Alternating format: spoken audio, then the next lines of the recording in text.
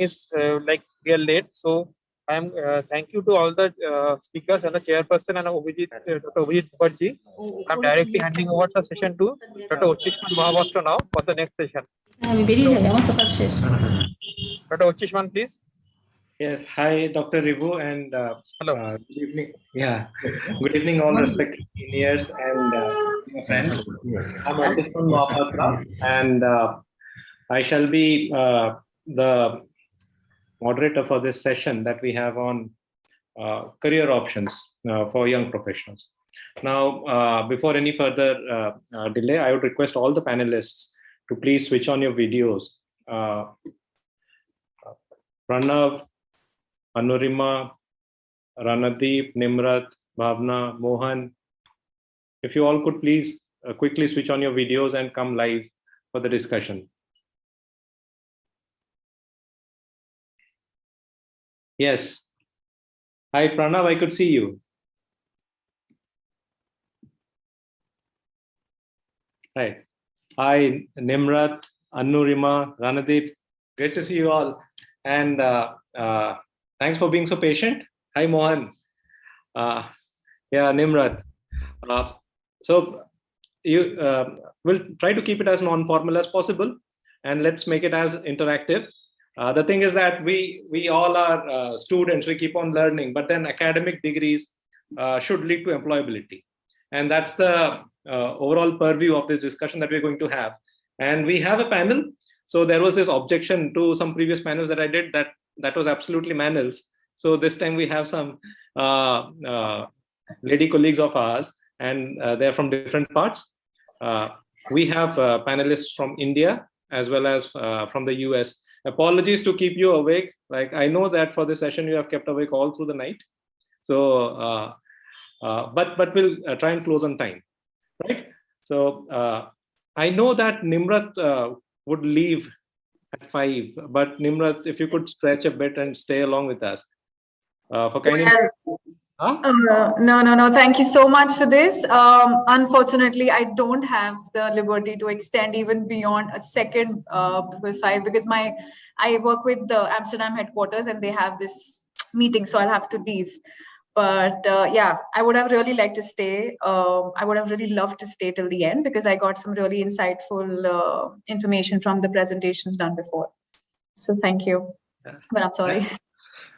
Thanks, Nimrat. But yeah, a quick round of introduction and then we get into the discussions. But let's, I'll just request all the panelists to bear with us because we need to get the input from Nimrat before she leaves in another 15 minutes. Okay. Thank you so much. And thank you for giving me the first lead. Well, my name is Dr. Nimrat. I am a medical doctor who's with a master's in public health. I'm currently working with Doctors Without Borders India, which is Médecins Sans Frontières, a French and Spanish organization. It is an international NGO. I'm currently based in Delhi, leading a project on sexual and gender-based violence by MSF. I've been, I think I passed out of, I did my master's in public health in 2018. An interesting question that degrees and masters and all of the education should lead to employability. And trust me, after doing masters in public health, which was obviously certified by Johns Hopkins, one would expect, you know, that you come and everybody would just hand out jobs to you. Yes. But I think I did an unpaid internship for almost 7 months when I was 30 years old, and that too in a city like Delhi, in order to land places where I could really make a difference as well as earn a buck. So I think it all comes with what you want to do with your education and not how your education wants you to lead. So, sorry. So that's, please mute yourself if you're not speaking. Yeah, thank you. Yeah, Nimrat. So yeah, I mean, I have been like, I still get questions, right? You're a medical doctor and now you're an administrator, you are masters in public health. You could have done so much better with your life. So I would like to add that I did join MD microbiology and I dropped out of it after finishing 2 years because it just did not feel right to me. It just did not sit well with me. And I know for sure that in last 2 years, the kind of, I won't say respect, but the kind of employability and financial gains that microbiologists and pathologists have made thanks to COVID, I would have definitely been in a better position. But I don't regret the choices that I've made. I don't regret dropping out of a master's in medicine and taking up master's in public health. I do not regret working without any payment for months, in order to be where I am today. So it doesn't really, education and degrees don't, for me, education and degrees don't really get you to places. They will definitely get you in the shortlisted candidates maybe. But I think what really has an impact is how you take on the position that you apply for, how you really take and twist the education that you have, and what really drives you as a passion. Like for me, it was very clear that I've worked in corporate hospitals. I was working with Fortis Hospital. I was working with Max Hospital. I was in a very comfortable position. But somehow I really wanted to step out of that comfort zone and wanted a lot of whys and hows to be answered. So that's what took me from working as a corporate medical doctor to a master's in public health to a Niti Aayog health consultant for 2 years to now working for an international NGO in a very godforsaken area in Delhi. But it's my passion that keeps me really happy and drives me to do what I'm doing today. But yes, education is important. So all the parents who are listening.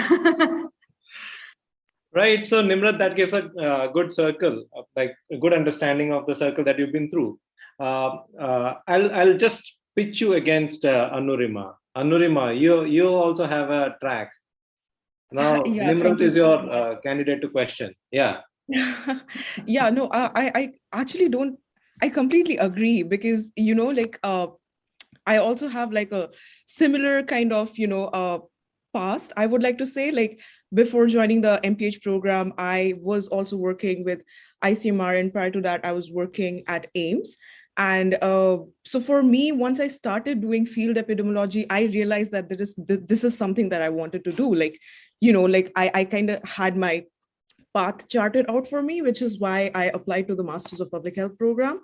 And now, as I'm wrapping up the program, I completely agree with every single thing that you said, Nimrat, because, in the end, it doesn't really matter where you get your degrees from, as long as you have the passion and the drive to move you forward, right? Like, otherwise, it's all a moot thing. Like, you would need to like develop the skills, you would need to like hone your skills as well as like apply the skills that you gain throughout your education. So as long as we are not applying what we are learning, then I don't think so there's any point in doing what we are doing. So yeah, for me also, it's almost a similar platform that I'm on right now. Like, employability is a big question, even when you're getting a degree from somewhat of a reputed institute, especially in the US, and coming as like international graduates. So, it's kind of difficult to navigate your way through it. But I think in the end, what matters is just your drive and your passion towards the field. And, that's something that we all have to look forward to, and we all have to keep moving on. So yeah, thank you. Yeah, thanks, Anu. It seems that within minutes, we have touched on a very valid point here. I'd like to, before we have Mohan, Rana, and Pranav reflect on that, and I know that Nimrat is in a haste.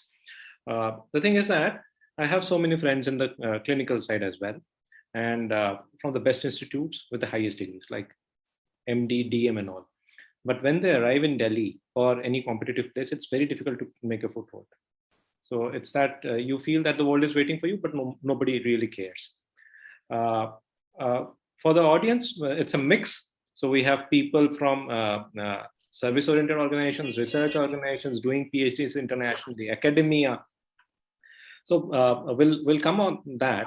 But Nimrat and Anu, you both have a MPH approach to the subject. Now, what skills do you think you have acquired, or you think you should have acquired earlier? Nimrat first. Well, I think being a clinical medical doctor, what I could have actually acquired much before in time is the whole project management approach and people management, to be very honest. I think project management is still something that you can figure out once you are in the position. But people management, which again, none of the degrees would ever teach you, right? And you're working in the field. When you work in the field, you could be a field epidemiologist, or you could be the lead managing people. I think what I would have really liked my education to teach me would be like to work with people, no matter what field, no matter what project, how to work with people. So I think this is something that I miss, could have been taken up pretty early for me. Yeah. Anu? Yes, thank you again, Nimrat. And I completely affirm to most of the points that Nimrat mentioned. Like for me also, like when I came into the program, I think I was lacking more of my biostatistical and epidemiological skills. But in spite of the, like on top of my technical skills, one thing that I have grown to learn over these past couple of years was how inclusivity matters in our field, like like the concept of health equity, and like how we should always, like, because public health is all about communities, right? You go into a community and then you work in that community, but just knowing how to engage with your community, how to make sure that everyone in that community is benefiting from what you're trying to intervene on, like that is something which I don't think so I was very acutely aware of during my curriculum, as like in medical school and after that. So yeah, that is something that kind of widened my eyes after coming here, that people think so much about inclusivity and people think so much about, like, how to incorporate the behavioral factors as well as the social factors affecting health in any of your approaches. So that is one thing that I think I'll take away with me from here, apart from, of course, like learning more about how to manage an organization and how to do, like, stakeholder analysis and like all of these technical skills that you learn throughout your degree program, depending on what concentration or what area you're focusing on. So yeah, these are a few things that I learned during my last year. Thank you. So second point that we're getting now is the importance of soft skills and people management skills and being organized. So project management skills. Ranadeep, would you like to chip in here, like your bit? A two-liner for your introduction, and then. Yeah. First of all, it's nice to come back to or join IIPSM Con West Bengal, as I have done my MBBS, MD, everything from West Bengal. So little bit about myself. I have done MD Community Medicine from RGCA 2013. Then I was in WHO NPSP for 2 months. And thereafter, I joined an institution called Society for Applied Studies, New Delhi, where I am working for last 8 years.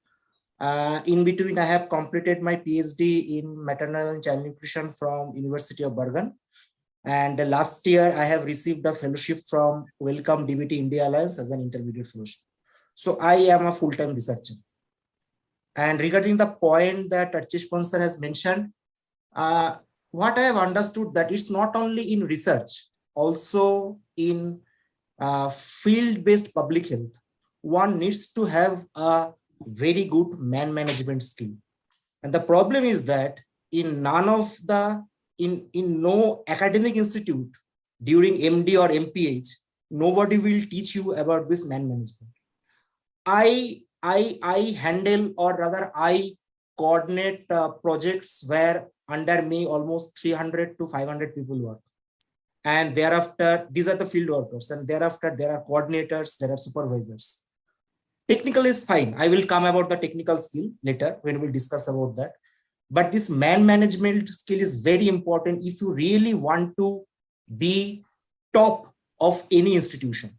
And when I say institution, it's not only about the medical colleges, it's about also the private organizations we are talking about, even the UN organizations we are talking about. So this is my humble request to all the postgraduate trainees who are listening this, and also the early or the new faculties, try to gather this skill.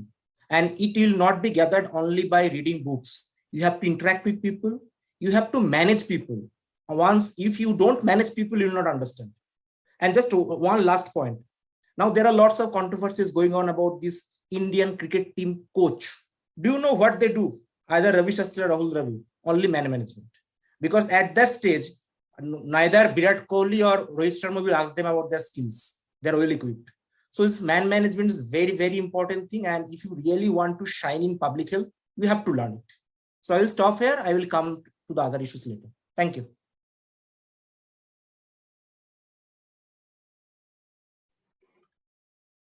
Nimrat, all 3 minutes to you. Yes, thank you. No, actually, Thanks, Rana. I got Yeah. maybe 5 minutes extra, so I'm happy. Yeah. No, Ranadeep, I think you touched such an amazing point that we really need to, get out of our books, get out of our course templates, and think about what is it that we want to, how and by what magnitude we want to make an impact, right? And people management is the toughest part for sure. And just one thing, don't be scared of making mistakes. I think in my position today, there is not even one day. In fact, today I joined this meeting right after my evaluation happened with my line manager who manages the entire mission. So it was funny for me, like the kind of feedback that you get. So never shy away from feedback, never shy away from making mistakes, because trust me, when it comes to people management, you will be surprised to know how many types of perceptions people will make of you as a manager. You'll be surprised and you'll be thinking, did I say this the way that they are projecting me to say it? So especially when you're actually managing a project which is health related, I think it becomes super complicated, because you want to see that the services that you provide through your project, which is serving the community, is just the best, and you do everything, but you forget in that passion at times that you're managing people also who are making those things happen. That happens with me literally on everyday basis. Like, I'm so driven by making sure that my medical and mental health services for my sexual and gender-based violence survivors is up to date. Like, I am not even embarrassed to say I become a micromanager at times, but you need to remind yourself you're not alone. You're not running it alone. There are so many people who are part of the team.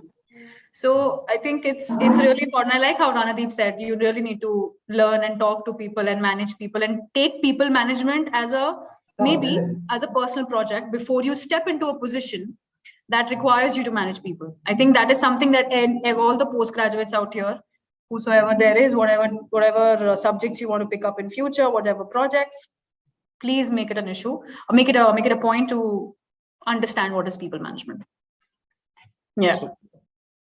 Yeah, possibly Nimrat is trying to highlight that when you are into people management, you also need to have you need to be strong at it.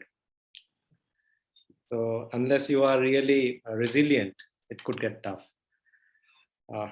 Nimrat will just come back to you. Let me take a quick feed from Mohan or Pranav. I could see Mohan's video.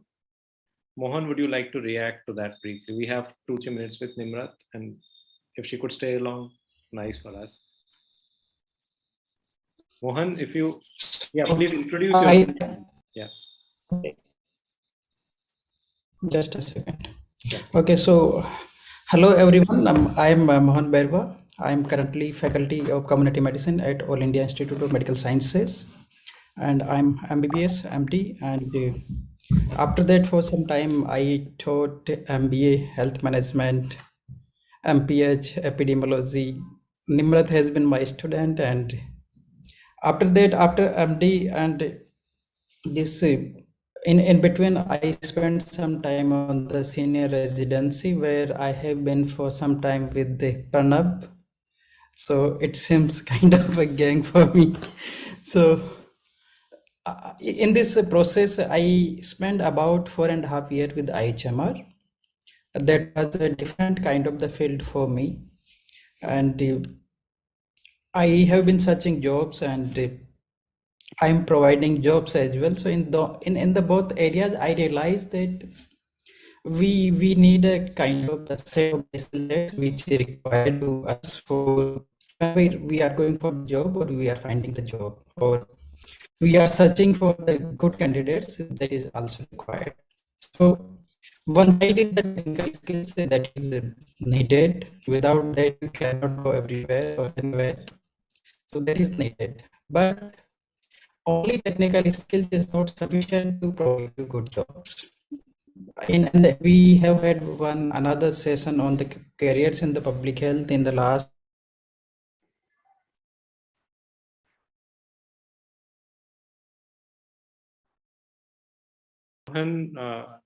Mohan, we lost your voice. Now I see you muted. Sorry. It was I don't know. It was kind of better.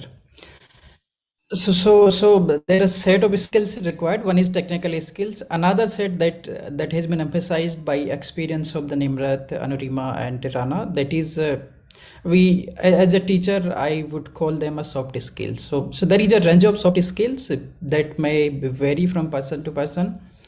So one side we can call that team player or team building or teamwork. So that is important skill. I agree with all of them, because although it is not about the public health or the healthcare, but it's applicable to the all kind of the disciplines. But when we talk about the public health, if you want to implement any project, so at that stage there is no a single stakeholder. You have to coordinate with the different stakeholders. It could be government, it could be private sector, it could be people, it could be your team collaborators, and in your organization there would be management, there would be subordinates, there would be colleagues. So your teamwork skills would help here. This is one of the soft skills that is, I feel that is missing in the fresh community medicine graduates. Why I am talking about the community medicine graduate? Because possibly most of the audience would be the community medicine graduates there. So this is one skills lacking in the most of the people whom we encounter. Second is the communication. So communication, it's not only about the verbal communication, but it is also about the written communication. So you have to have a both kind of the mastery on the both kind of the communications. There is no course or there is no a particular technique to learn or to understand that, but this is part and parcel of the life. You have to be aware that what you are and where you are going and what you want from yourself and from others. So self-awareness, or nowadays we listen some terms like mindfulness and all. So that's all about that. So you need to be aware that this is an important skills.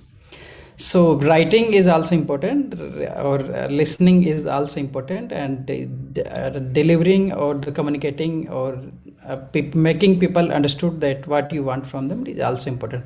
It's not needed that you need a kind of the skills at the level of the Pranab in both written and verbal, but definitely it's needed actually. It's a prerequisite to go any kind of the job, anywhere you want to go. So these two things are there, but a list of the skills that is strong work ethics is required, especially if you are working in the public health, because you would be dealing with the different kind of the stakeholders, and it's a kind of the plethora where you have to work with the private sector. In the private sector, you may also need to work with the industry. You may also need to work with the corporate. If you really want to make a change in the society, country, or even you want to make a change in a small primary health center, you also need to coordinate with people. Some industry may be working there, people are there, politics are there, peers are there, you have a subordinates are there. So you have to be cognizant about those kind of the skills. So I think I agree about this component of the soft skills that is needed, definitely. And I leave to Archie again, then I'll come back to later on other aspects. Thank you, everyone, and thank you for Archie. Thanks. Over to you. Thanks, Mohan. Like, you touched upon so many things, and we'll take them up as we go through this session over the next 1 hour. And I've noted down. Right, Nimrat, you're there? You're staying along? I have 3 more minutes. 3 more minutes. Yes, Yeah. I'm waiting on the next meeting to start. Already logged in. Okay, so Right. Pranav, I know that you are awake all through the night, and Bhavna has also joined, and she is also awake, like in the US. I'll hold you back for a minute more. Nimrat, you react to what Mohan has said. Yes. You are into public health. How do you network? I think so obviously there are skill sets that you understand. There are certain networking mapping exercises that you do organization wise. But I think the best way to network is to understand who all are the players in the same field that you are in your catchment area, for example, right? You need to be aware. You need to have that awareness exercise. You need to make a nice contact list, Excels of who all are there, and just go see them. I think this is something that I've been practicing in this team, because initially this project was managed by international staff, And they had this barrier of talking to people, right? The language barrier. But ever since I've joined, it's not the problem. So I've been going. You have to have that, physical approach to talking to people. So I think networking starts with physical approach first, to be very honest. And then you obviously need to map your actors and stakeholders based on the interest. If, for example, if I'm working for a sexual and gender-based project, I have to be in touch with people who are working for HIV. I have to be in touch with the organizations working towards menstrual hygiene. I have to be in touch with women and certain women-led organizations or that work for female sex workers, for example. So I have to understand to what extent can my networking go.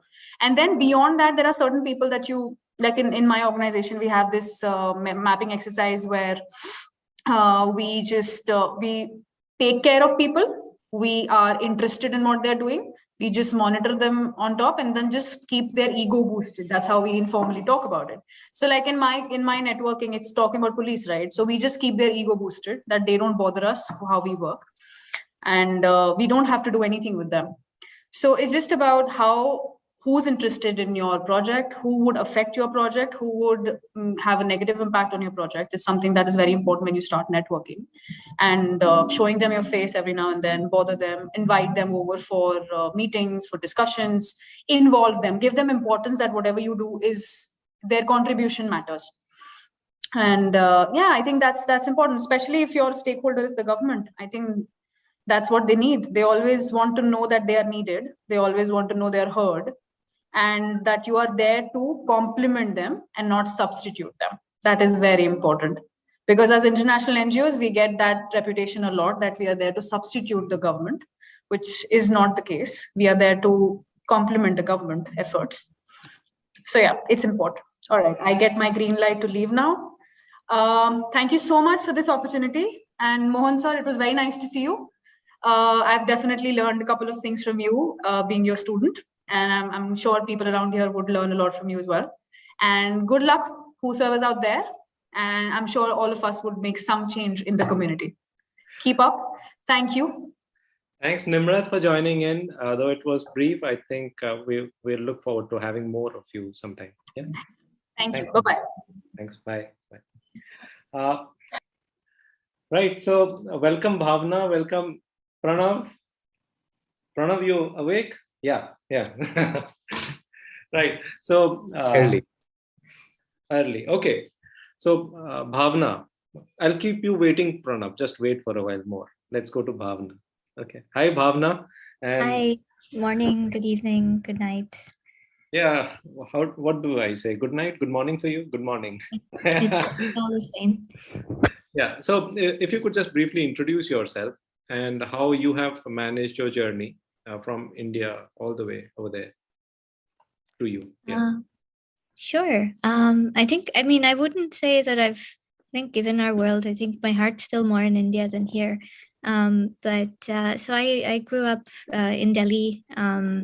I've from a fairly privileged background in the sense that my parents are also physicians, and they were kind of they are sort of my public health role models. My parents do a lot of work in the community and also clinically.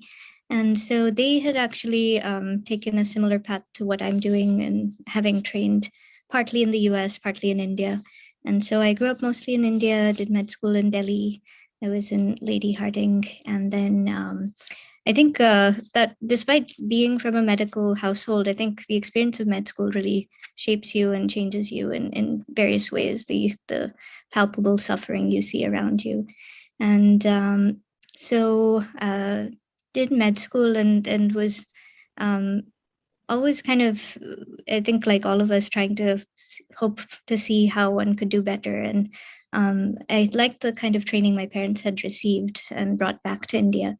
And so with a very conflicted mind, kind of thought, okay, let's at least explore it, even though I don't want to leave India. And did a rotation in the US, found it to be very eye-opening, and then subsequently did residency in Boston.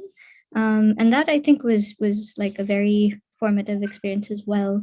I was in what's the equivalent of a US government hospital, a safety net hospital in Boston, where you kind of see the refugee patients from all over the world, or patients without insurance and safety nets, and seeing the slightly more functional health system in terms of social supports and food security. And we had a service that was called Healthcare for the Homeless, where doctors would kind of go with things, with medicines on their backpacks, and go off to the streets and really go that extra mile to make sure that social determinants are addressed.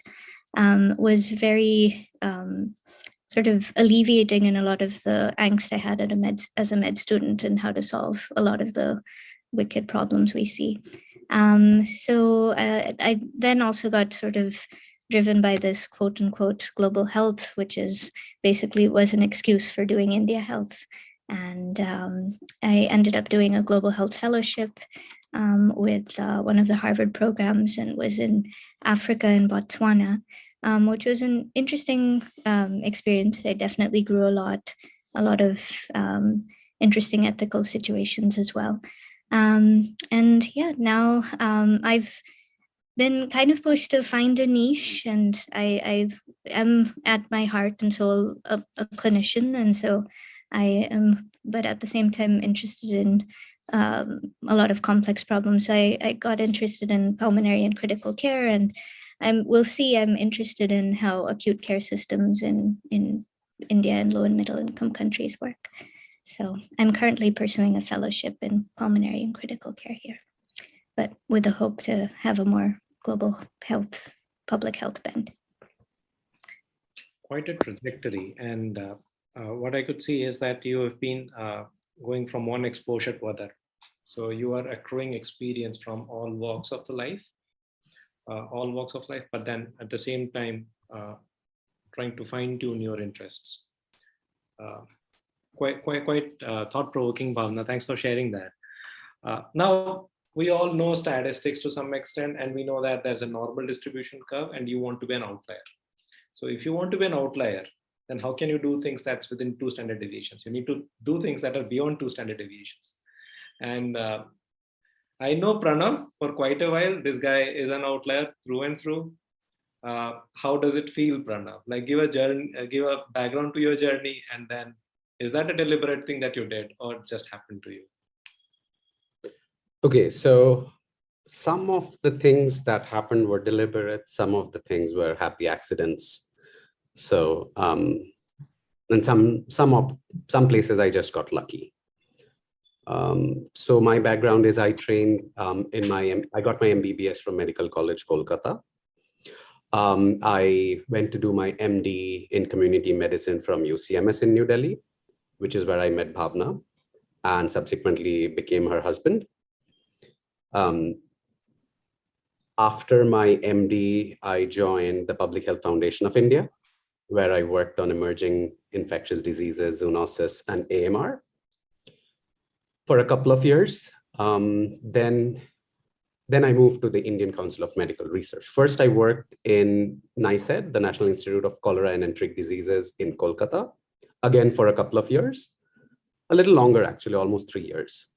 And then just before the pandemic, I moved to ICMR headquarters in New Delhi. At this point, I also got my diploma in tropical medicine from the Royal College. And I started thinking about pursuing a doctoral program in the US. And bang in the middle of the pandemic, I somehow was fortunate enough to get selected for the PhD program at Johns Hopkins. I'm currently a second-year PhD student at the International Health Department, working in global health and epidemiology.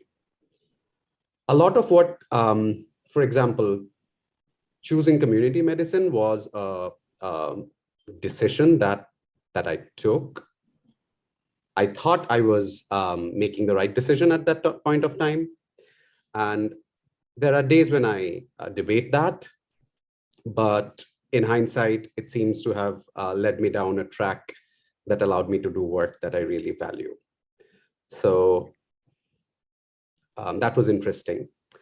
And as far as getting into the PhD program is concerned, that was also a concerted effort. But there's a huge amount of luck at play given the number of people that usually apply to the program and selection criteria and everything. So that's about me, like my background and my trajectory in career. And just to throw in a spanner, I know everybody has been talking about soft skills and communication and other skills.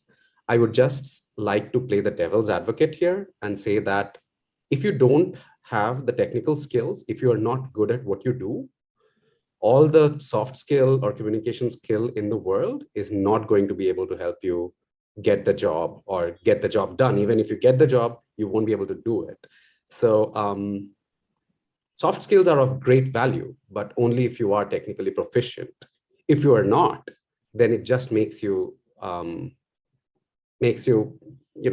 unable to meet the goals of your tasks in the long run. So just my 2 cents. Okay. So Pranav, is that from a US perspective or is that valid for India as well? I think that's valid for any perspective, because wherever you go, you will face certain problems and you will need the technical expertise to be able to solve the problem, right? So if you don't have that expertise, if you are unable to solve the problems that your job needs you to address, then you're not being able to do the basic minimum requisites expected of you. So these are problem-solving skills that you're hinting at. I'm thinking more of basic technical skills. If you are, like, for example, if you're an epidemiologist, knowing about epidemiology and biostatistics. If you are somebody in infection prevention and control, knowing about WASH, knowing about infection transmission prevention, knowing about hospital-acquired infections. Every area has its core competencies. And being proficient in those core competencies is of value. Otherwise, you're just somebody who talks a big game, but doesn't walk the walk. Right. Some questions over there, Pranav. And we have one from Rivu also. How do you manage conflict with stakeholders among leaders? How to manage conflicts among leaders of communication? Right. So we'll come to that, Rivu. Anu and Rana have been keeping you quiet. Just cannot be like me asking questions. Like all of us can interact and reflect on what the other person is saying. Please feel free to raise your hands. Anu, yeah, Rana, yeah. Yeah, so nice to see Pranav after a long time. Yeah, so the last point what Pranav has made is very valid. I just give you a big background so that people will understand that I work in an organization that is the WHO collaborating organization. So I directly work with WHO Geneva headquarters, maternal child division, maternal child nutrition and aging health division, MCA division for last 8 years. And I am currently, or rather I work with, if you say the topmost people in the nutrition field, I can name someone you may recognize, Dr. Rajiv Bahel, Dr. Jose Martinez, Dr. Nigel from Harvard, Dr. Wafai from Johns Hopkins, Dr. Robert Black, and the most important person of my life, that is Dr. M.K. Van. So one point is very important in our field, whether you are in core epidemiology, you are in infectious disease domain, you are in non-communicable disease domain, you are in occupational health domain, the technical skill is the most important thing to have. And when I say technical skill, I think Pranav may give his input also. World-class skill. And when I say world-class skill, that means you need to be at par with the most or the topmost institution of the world. Yes. And when I say topmost institution of the world, say for example, either you should be competitive with a fresh PhD or a postdoctorate from Harvard or Johns Hopkins, Karolinska, etc., etc. So development of skill is very important. And another point I just want to touch upon. Sometimes even when I was doing my MD from Arjikar way back 8 years back, 10 years back, I was not aware of a specialization in this subject. But now we are in a domain of specialization. Yes, one can be a general. One can be a general public specialist, not an issue. That itself is a specialization. But upon that, there is also, and if I say super specialization. So all the postgraduate students who are listening this, please, I am not saying that you have to be super specialist during your MD course, but try to identify that out of those all domain, in which domain in future you want to pursue your career. And I am saying career, I am not saying job. There is a difference between career and job. So these things will help you to understand that which technical skills you have to acquire. And those technical skills are very, very, very important. So whether that can be some of the domains I have mentioned. Otherwise, soft skill is fine, but without technical skill, even though sometimes those soft skills usually surpassed. So that is the point. Over. Thanks, Rana. Thanks. Thank you. Thank you. Just one thing to add. Just one thing to add. Sorry for the interruption. No. We don't always have to look to Western institutes for global standards. Indian institutes, there are plenty of them. CHRD SAS, where Ranada is working, is one of the leading institutes. And there's plenty of institutes in India doing amazing world-class work. So it doesn't always have to be Johns Hopkins or Harvard doesn't always have to be the gold standard. The gold standard can be ICMR. The gold standard can be CHRD SAS. The gold standard can be NICET, JNU, a lot of the Indian centers of excellence, AIMS. So I think we need to reduce our reliance on the Western standards of care and focus on our Indian institutes and empower the centers of excellence and the amazing work that they've been doing.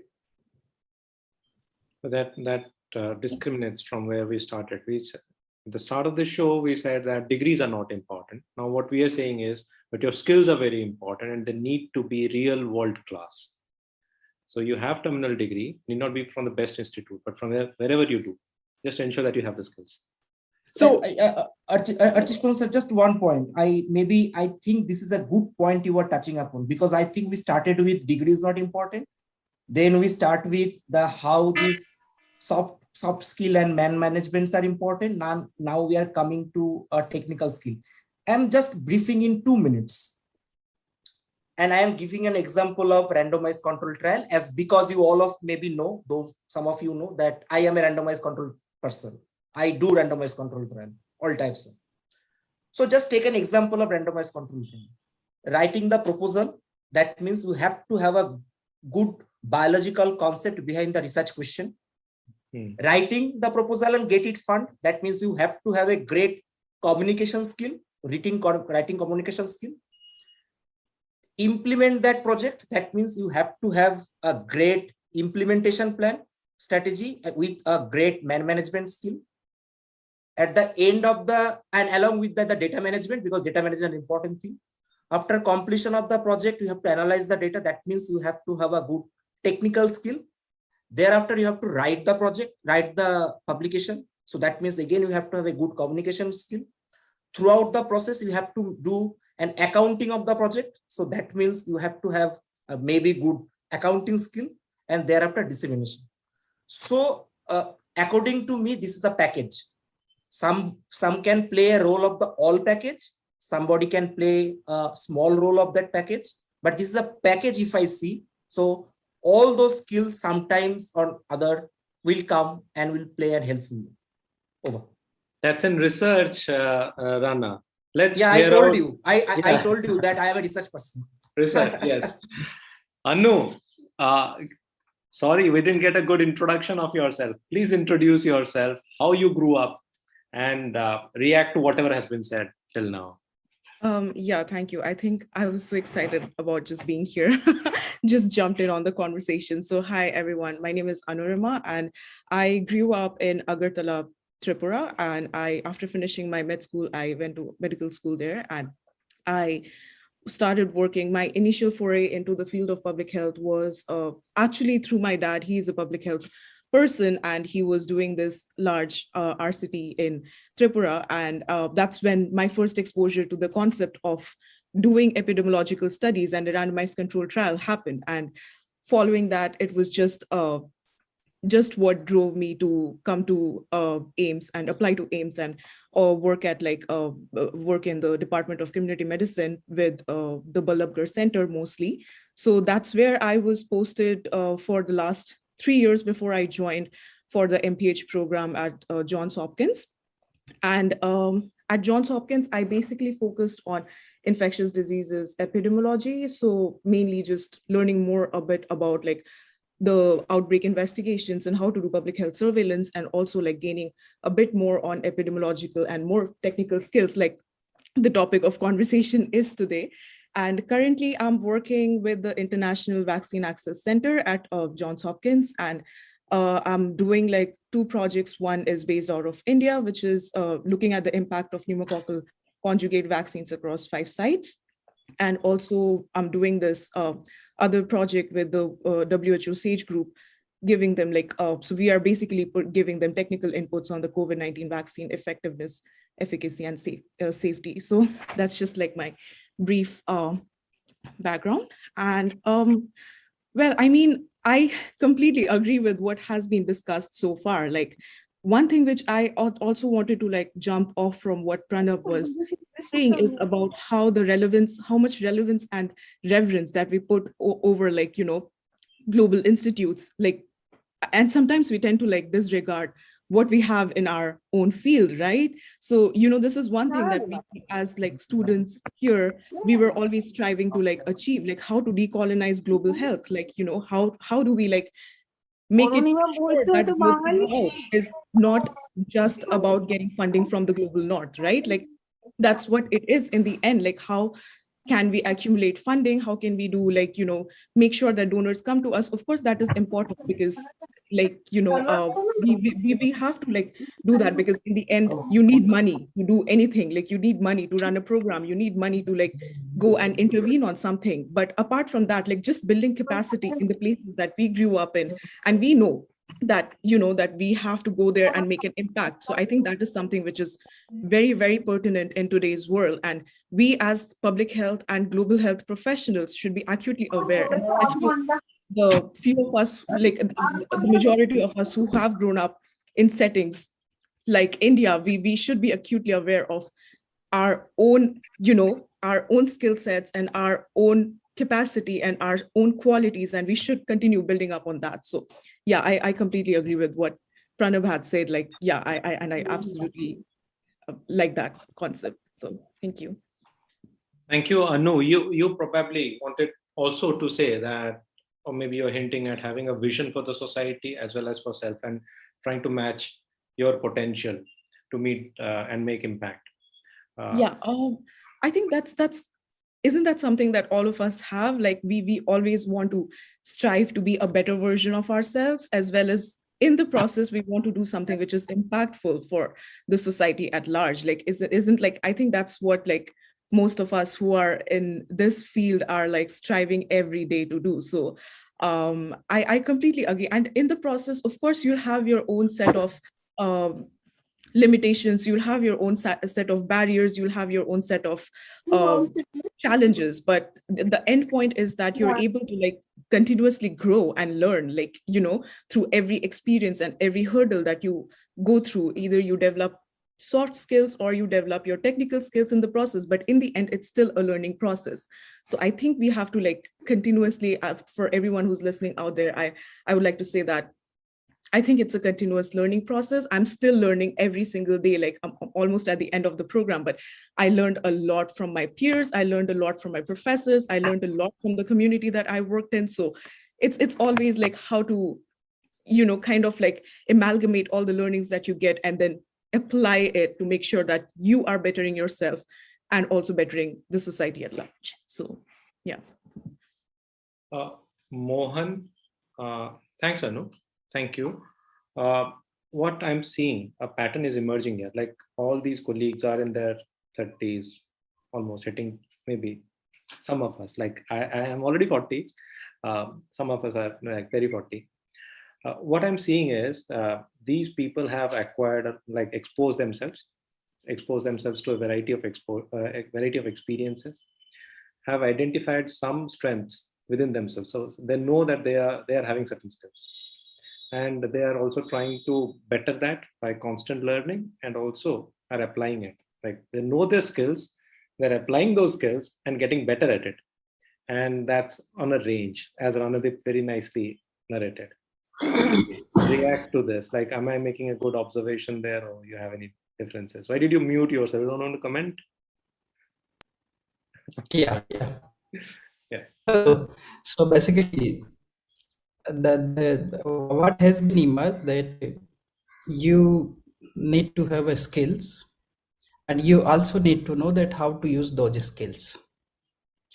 So basically, me and Archie started a talk yesterday for complete that talk in a minute, and we completed that talk in an hour, complete hour. So 60 second into 60 minutes, and talk was about that what you need and what you don't need. So there is nothing like don't need, but what you need, that's definitely matters. So the technical skills are definitely needed. I agree with the Rana and I agree with the Pranav completely. Without technical skills, if you are talking about the jobs, if you are talking about career, or even making change in the society or in the area wherever you are working, so for the shortlisting or for the initiating work, you have to have technical skills. What problem we are facing or where we are stuck now, candidates who lack in any area, if somebody having a good technical skills and doesn't have a good soft skills, then he may not be able to use those technical skills at the strength where he is expected to do that. Second, if you have a soft skills but you doesn't have technical skills, then soft skill none of use. So that I fully agree with that. You need to have a soft skill. Definitely that is matters. So in the last talk, I was talking about the team player or team building, teamwork, communication. So in addition to that, there are more soft skills. Those are also needed. Why I am talking about that? Because the people who are listening to us, they would be interested that of what kind of the soft skills we are talking about. Is that there are only communication or the team building, or that they may know by exploring internet, or they may know by talking to the people, but they have some idea that what kind of the skills they are needed.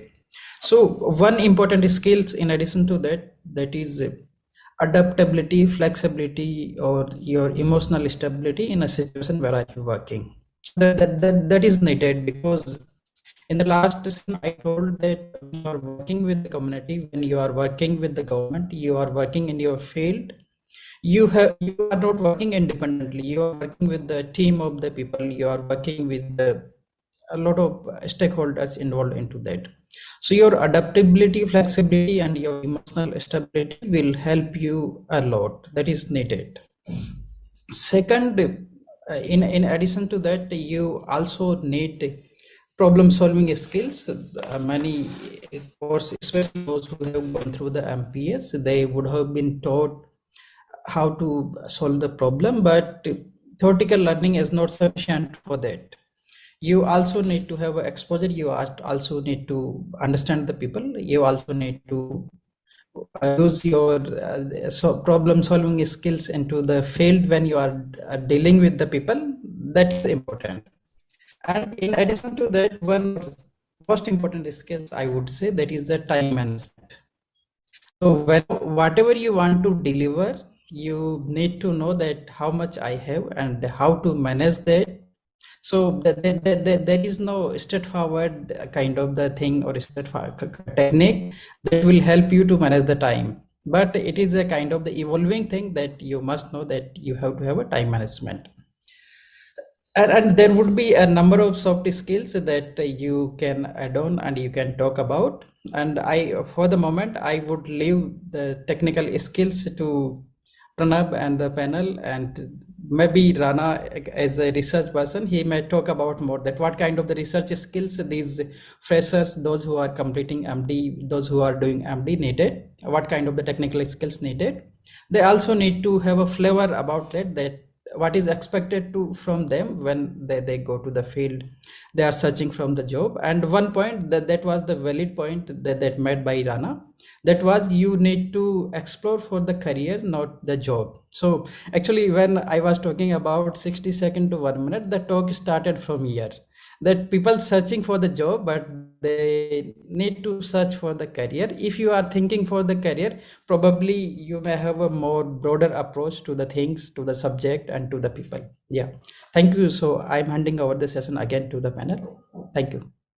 Thank you, Mohan. Valid observations. We'll summarize as we close down later in the show. Bhavna, you raise your hand, and then Anu. Yeah, no, I think all of these points are valid from Pranab, Anurima, what everyone's saying. And I think when we train, school in India really creates this very sort of absolutist view in our world that, oh, either you're right or you're wrong, you're good or you're a failure. And the world is not like that. It's very iterative. And as Anurima pointed out, it's a lot of learning and relearning and trying to keep improving. And I think, and there's no silver bullets. And so there's this whole idea of quality improvement that's become really fancy and known. And it's all about just doing the same thing again and again. And I think we need to be a little bit more generous to ourselves in that process and just continue to learn. So that's just one overarching thought. But looping back to what Pranav and Anurima had said earlier as well on one, yes, all skills are important, no knowledge is waste, but India and each context has its own local problems, and we need to find more local solutions. And I think what we were talking about earlier was trying to find, external validation is probably not going to be where we'll find answers and solutions. And I just probably give two examples. So the NIH tried to do some work with AIIMS on cervical cancer, and they gave a lecture. This is cervical cancer screening. You do every 5 years. This is what you'll do. But anyone who's worked in an Indian government knows that finding those patients every 5 years, how do you monitor them? Where do you find their addresses or phone numbers? Like, the context of the US is not just easily transplantable to an Indian context, but folks from different countries will come with their worldview and they'll try and apply that to your context. Similarly, there is another example of a big US-based organization that was trying to solve malnutrition, and they did that through like immunogenetic monoclonal different high assays to determine what type of food malnourished children should get. So, I mean, I think when we think of soft skills, hard skills, technical skills, whichever skills, I think it's really identifying which problem we're trying to solve and maybe trying to find more local solutions to your local problems versus trying to say I'm an immunologist. If I'm going to solve every problem with immunology, that may not be the right solution for every problem. So I think trying to match the problem and solution, and as everyone's been saying, trying to find where your soul is most satisfied. Understanding the context and being a part of it, like identifying local problems and trying to get local solutions, innovative. Exactly. And there's this idea in qualitative research called the EMIC view, which is like from within, versus the ethic. And I think there's power to both. You want some sort of different views to generate change and disruptive innovations. But at the same time, I feel like we look too much to copying other settings, which may not be applicable to ours. Right, Bhavna. Yeah, Bhavna, please continue. No, I was going to hand it over to Anurima. Yeah, Thank you so much, Bhavna. That was so insightful. And so we always have these, like me and Bhavna, when we meet, we are having these kind of discussions about how do we go ahead and like apply the skills that we're doing and make it more, contextualize it in like making it work basically in the real world. That's what we kind of have like most of our discussions on. But that's not what I wanted to talk about. I know that we are slowly transitioning from talking about the soft skills to kind of talking about the technical skills. And before we get lost in the epi and the biostats of all, I just want to point out that for anyone who's planning to pursue a career in public health, I think one thing which is very important and pertinent at this point is knowing how to build a budget. Like, that is one thing that I learned through practice and through my experience, that we as medical professionals, nobody comes and teaches us how to do a budget, but like how to make a budget for like, say, 1 year. Like, I'm not even saying like for 5 years, like just, building all the items and like, accounting for salaries and accounting for your personals and accounting for like inflation and everything. So I think that's one thing that we all need to at least acquaint ourselves with, like how to just know the basics so that someone cannot come and like fool you about it. So, just having that skill set in yourself, and you're building on your technical skills. That is something that I wanted to point out. Thank you. That's also an important skill. I also learned it only after getting into job, like not in school. Yeah, Rana, you raised your hand. Yeah, I just want to can't be more than 100% agree the last point made by Anurima. It's a very, very important skill to make budget. But I just want to ask one question now to Pranab. And because I think we are discussing the principles. So let me ask Pranab one question, that how do you suggest your junior brothers and sisters from your state that after completion of MD, how do they think about their job opportunities? And in a very practical way. Then I will come to that issue, and maybe we all can discuss that point also, because I think that is also important for these people, because some are already in the second and third year PGs, and so they may try to think about that. Yeah. So with the permission of just one second. I'll just add a bit, Pranav. Not just the do's, also the don'ts. Talk about yeah, the of course. Very interesting to pose such a hard question to somebody who literally has no clue about what he's doing in life. Oh, great. Okay. Ranada, thank you for posing a difficult question to me. I can always count on you to raise the hard questions. One thing that I would like to say, and I was thinking actually, is that whilst everybody is saying that jobs are not the same as careers, and we should think about careers and not just jobs, jobs are important. That's what pays the bills, right? So at the end of the day, as much as we like to intellectualize it, we can do that, or we can afford to do that because we have an assured paycheck at the end of the month. If we didn't have that, or did not have that reassurance, perhaps it would not have been such a facile discussion for us. So jobs are important. There's this concept of ikigai. I think a lot of us almost all of us is aware of it, where your passion, your skills, what is important, what pays, everything comes together. And it's like the holy grail of jobs, right? It's hard to find your ikigai. So almost always we'll have to find a job that pays the bills, and then find the little joys or small victories that bring us some sense of accomplishment. Now that sounds like a compromise, and I'm not suggesting that you compromise on the major value systems or technical opportunities in life, but getting a secure job is important. And that's also important because if you don't have experience, this is the vicious cycle. If you want to go for a good position, they'll ask you, what have you done? What is your work experience? So jobs give you experience, and no experience goes waste.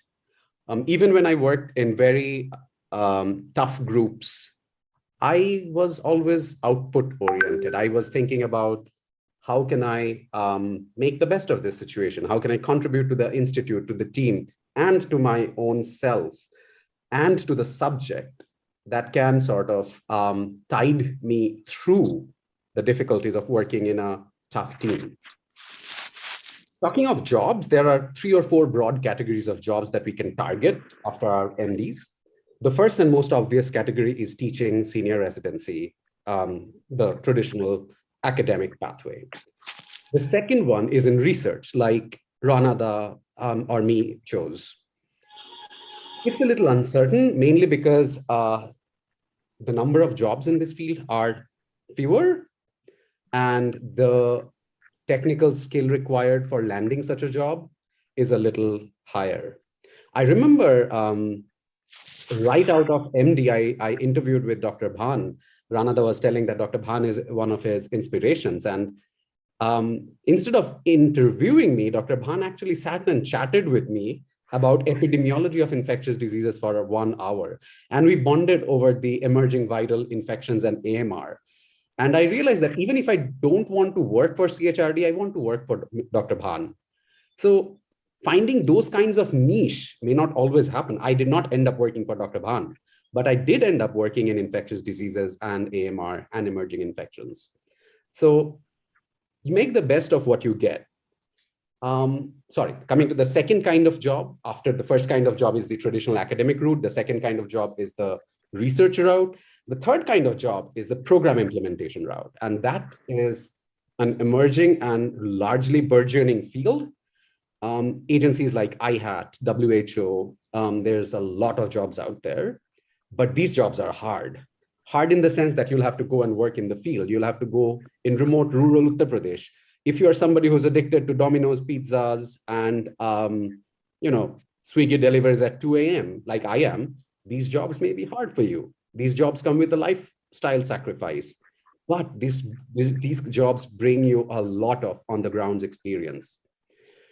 And the fourth category of job, which is emerging now, and I'm sorry Nimrat is not around, is humanitarian health or humanitarian medicine for those of us who have done their MD or MBBS.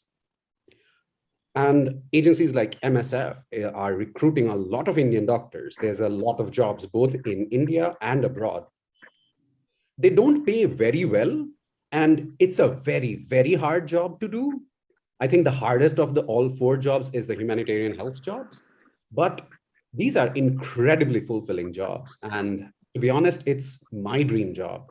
And hopefully after my PhD is done, I'll be able to go work in the humanitarian health field. So these are the 4 broad categories of jobs. There might be some subcategories within each of these.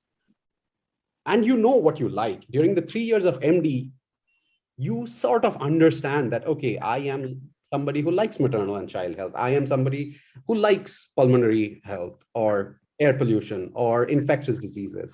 And I think the biggest thing that you can take out of your MD training is this realization or understanding of what you want to do. Even if it's not 100% clear, at least knowing, for example, I knew that I was somebody who was, totally an infectious disease nerd. So I was always going to find jobs where I could do something related to infectious diseases or AMR. And I was lucky to be able to land positions which allowed me to do that. So this is where the confluence of chance and skills come together. If you're somebody who's interested in infectious diseases, you have to be good in epidemiology. You have to be proficient in understanding infectious disease transmission or infection prevention and control. You have to stay updated with issues like One Health or transsectorality. If you're somebody who's interested in maternal and child health, you have to be able to understand surveillance of maternal and child health indicators, how to combat major causes of maternal and child morbidity and mortality. And for almost every position, you have to have a good idea of research design and evidence interpretation. Whatever job you do out of these 4 jobs, whether you're teaching, doing research, doing program management, or doing humanitarian health, you will have to have a good understanding of how to do research. Even if you're not the person writing the proposal, if you are in a team, you should be able to speak the language and be able to drive the agenda, even if you're not the person doing the nitty-gritty work. So I'll stop there. I've spoken a lot.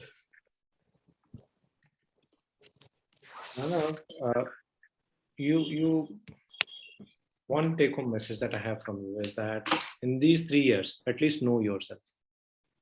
So beat yourself out in all directions, and then something will come out of it. I mean, even if it's not like you have to discover your pathway or passion in those 3 years. We are all on our own timeline. I was on a scientist track career in ICMR, and I gave that up in my mid-30s to pursue a PhD. I'm basically starting from scratch again.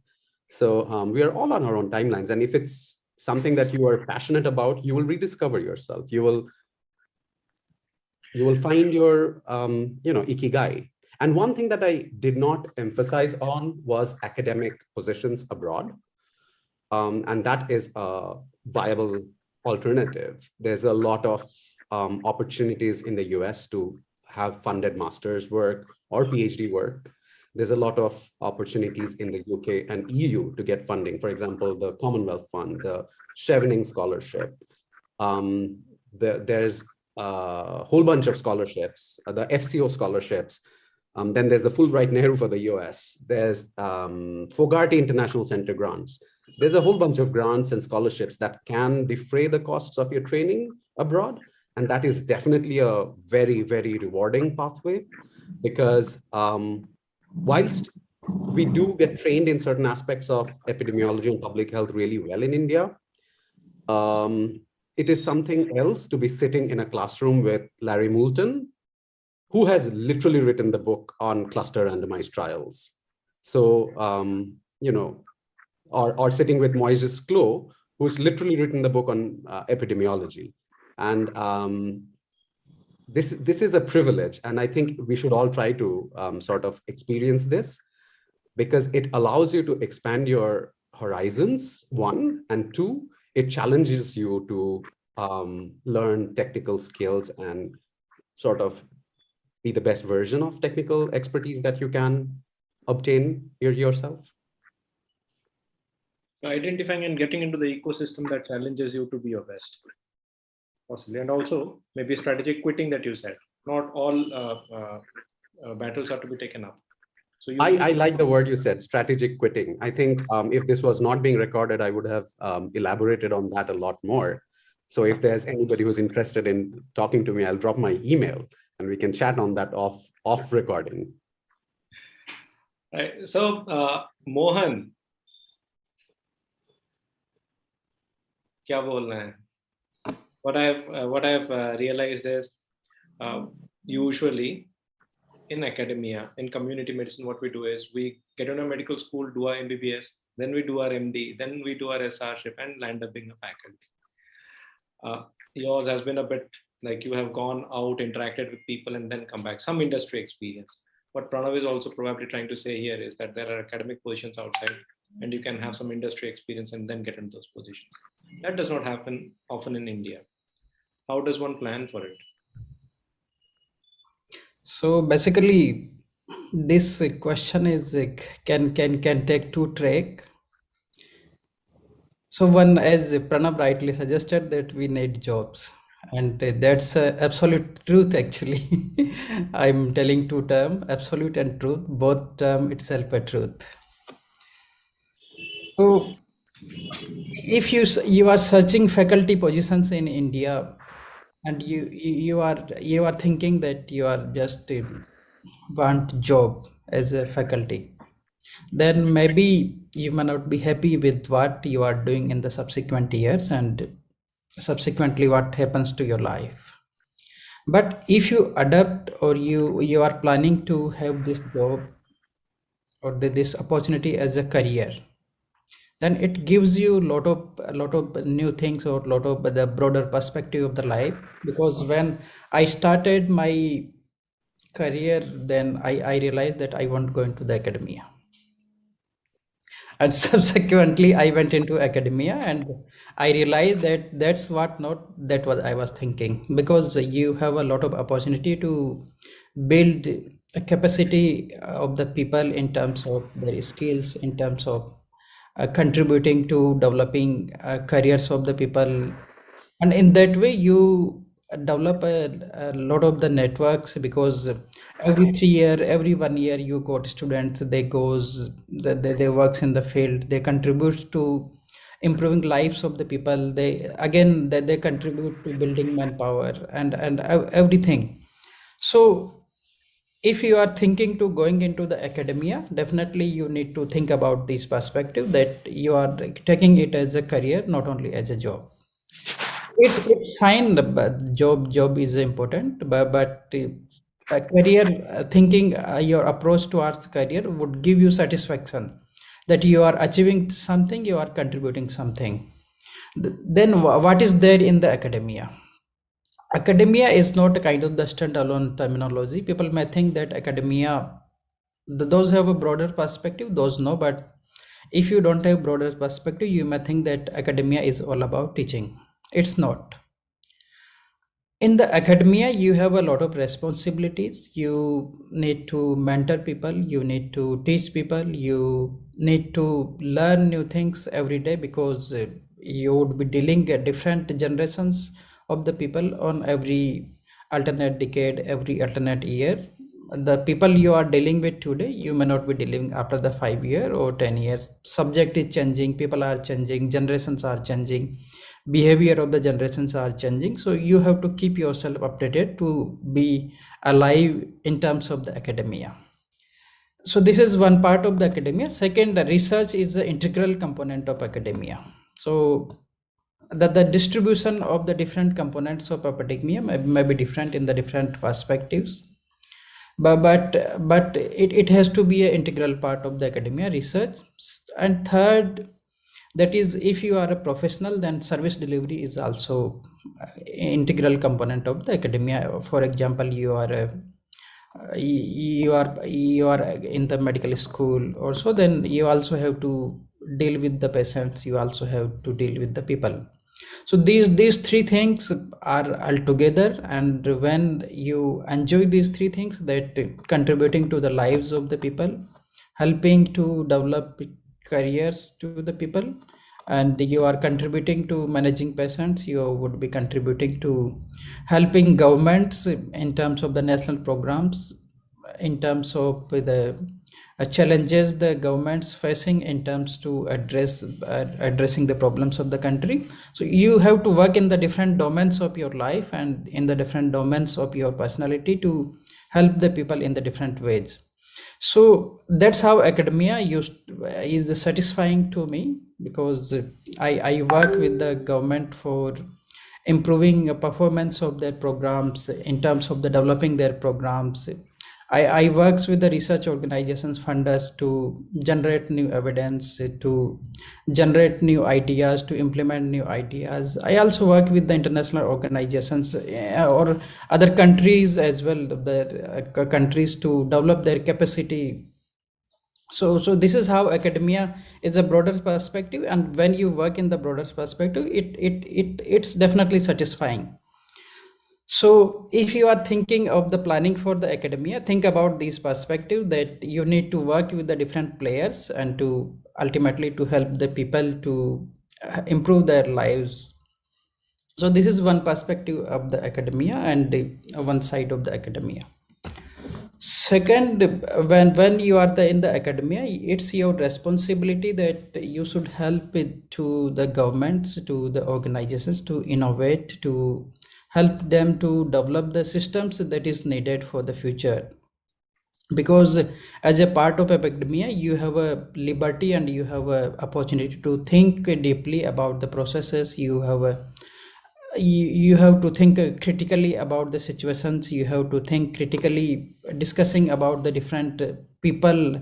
Those are novice, those are experts, those are excellent people in the field. So you also need to consider that. So I think those who are planning for academia, take broader perspective and go for that. You will definitely enjoy. Don't think that it is kind of the teaching job. It is not. Definitely it is not. Only thing that you have to be with the people, you have to understand the people, you have to understand the need of the nation. Then the soft skills which we are talking here again important, because when you collaborate with the different people, different stakeholders, the soft skills would help you. If you don't have that, then you would confine yourself in the kind of the teaching job or the kind of academia, the traditional definition of the academia. Then one soft skill that is important that you must take forward with you, that is, one is you have to be proactive and you have to be responsible. If you use these soft skills along with all your technical skills, that would be definitely helpful, and it will keep you maybe with the people or maybe ahead of the people. So that is that. After that, I want to discuss one more thing, that is one question. Mohan, we are already overshooting 6 o'clock. So just like if you could quickly cover that up. Yeah, my part is over. I am just addressing one question that has been put by Rivu. That is about what was conflict management. Yes. So if I understood correctly, probably he was talking about that conflict between people or conflict between leaders, maybe kind of that question. So simple approach for the conflict management is the communication. One thing, communication has to be clear. Second, you have to stay calm, you have to listen the people. And the most important thing, that you must know that what is the cause of the problem, what is the root of the problem, what is the current scenario, and then you need to take the collaborative approach. The one-side decision will further complicate the conflict, but if you will take collaborative approach, then definitely you try to minimize or you try to mitigate the problem. And one more thing, that is, you also need to understand how this problem is currently being handled. So that will give you perspective that where you are stuck. So I think there is no straightforward solutions, but communication, collaborativeness, understanding people, listening, stay calm. These are the simple techniques which will help you. Then one last 30-second. Bhavna is talking about that US systems are different in terms of the reaching out to the patient, following patient, but the world is moving towards non-communicable diseases now, and the majority of the burden of the hospitals is the non-communicable diseases, where the traditional approach would not work. Patient, when one becomes a patient, it will remain patient for the lifetime. That is the challenge of the non-communicable disease. So where we need to talk about the people-centered approaches, people-centric interventions, we need to small steps would help that. So I work on the people-centeredness, people-centric interventions. So while understanding people-centeredness, I go to another term, that is human-centered design. So what I try to understand, what was the human-centered design. So I came to know that human-centered design is nothing but the simple. One is people-centeredness. Second, solve the right problem. Third, you need to third thing, that you need to identify that everything is the system, and you need to take small and simple interventions. So simply, we need to understand that the world is moving towards non-communicable disease, and patient or people has to be center of the every plan perspective. So I think I give my words rest here, and over to you all. Thank you so much for the opportunity. Thanks, Mohan. You gave a very good glimpse of like how academia is evolving. Pranav, I could see your hand go up briefly. If you want to take 2 seconds, just keep it short. No, I think Dr. Mohan, who's also my teacher, has covered a lot of valid ground in academia. Just one thing, we should just keep doing stuff that keeps us uncomfortable. We should keep challenging ourselves, because that's how we grow. That's it. Okay. Quick one-liner from Anu, Rana, Bhavna before we close down. Anu, just one line. Keep it crisp. I think it's the same message from me. Like, you should keep challenging yourself and keep learning. For me, it's more about learning and relearning and getting over your conditioning. So yeah, that's from me. Rana? Keep focused and try to find a mentor. Mentor, yeah. Bhavna? The going's not going to be easy, and that quote in the chat, basically. I think we all want to save the world, but it's I think you have to keep challenging yourself to keep excited. Thank you, everyone. Mohan, one line, just last statement. Learning, de-learning, and relearning is important. D and re. Thank you. Thank you, everyone, for joining in. I know that we were about 45 minutes late, about 40 minutes late in starting the session, and we had to crunch it. We shall be closing down in another 30 seconds. Many important points have come up. Passion, ikigai, just the key words I'll highlight. Education versus employability, finding a job, project management skills, man management skills, people management skills, resilience, technical skills plus soft skills, time management, having world-class skills, exploring a career instead of a job, getting into the ecosystem, pushing your boundaries in academia as well as a program person, knowing how to build a budget, those technical skills, a gamut of skills, package, being a package, as Rana said. Perfect. Archisman sir, to say something unpleasant, it is ironic that we talk about project management, program management, time management when we start a session which is of 2 hours, 45 minutes late. So this is ironic. We should practice what we preach. We should walk the walk and not just talk the talk. Starting a 2-hour session 45 minutes late, particularly when people are waking up at 5 in the morning to look at lectures which are basically MBBS level lectures. I'm sorry. That is not a good advertisement for the profession. If I were an MD student, that would be good enough reason for me to be turned away from this profession, to be honest with you. I'm sorry I brought this bitter truth up at the end. It's not about being bitter, Rana. What I'm saying is people who are going places, they're very curt and they're very straightforward. Being absolutely honest. And we do realize, we appreciate that. And Rana, you were saying something, overriding? Yeah, just I'm echoing what Pranav has said. Okay. The same. Okay. I joined that at 4 p.m. and exactly I'm echoing what Pranav has said. So nothing to add. Point well taken. Let's close the session, and we are doing good. 9 minutes. Thank you, Bhavna. Thank you, Anu. Thank you, Pranav, Mohan, Ranadeep, and back to the organizers. Thank you for this opportunity. Thank you so much. Thank you, everyone. Thank you, everyone. Thank you. Bye. Have a good day. Thanks a lot. And we are really sorry for the late because there was some time management problems. So we need to learn. That's true. Okay. So over to you, Dr. Shamima Yasmin, for the next session. Thank you so much, Ripu. Sorry for speakers for this session waiting. Let them waiting. Okay, just like the previous session closed on by the last speaker as to that the world is moving toward the non-communicable disease.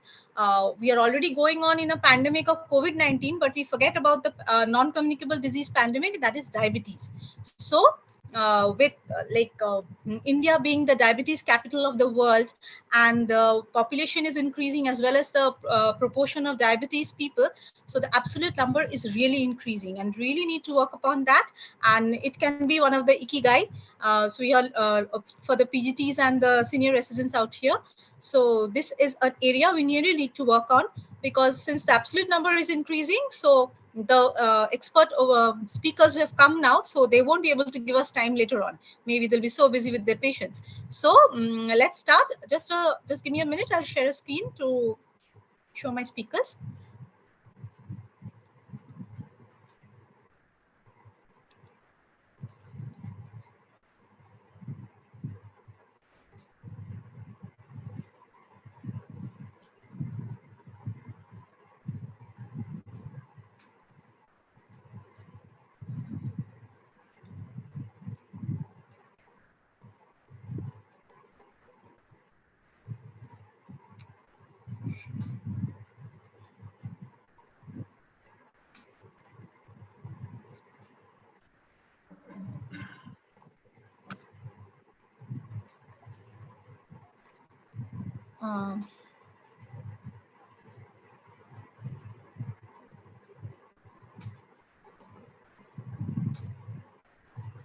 Sorry, give me a minute. I'm having problem sharing.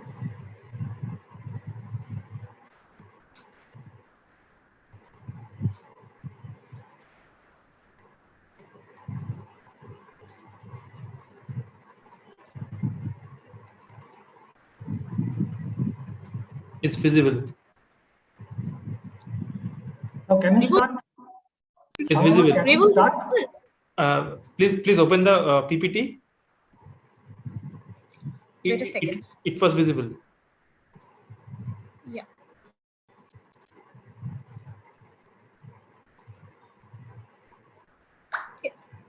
Is it visible? No, previously it was visible.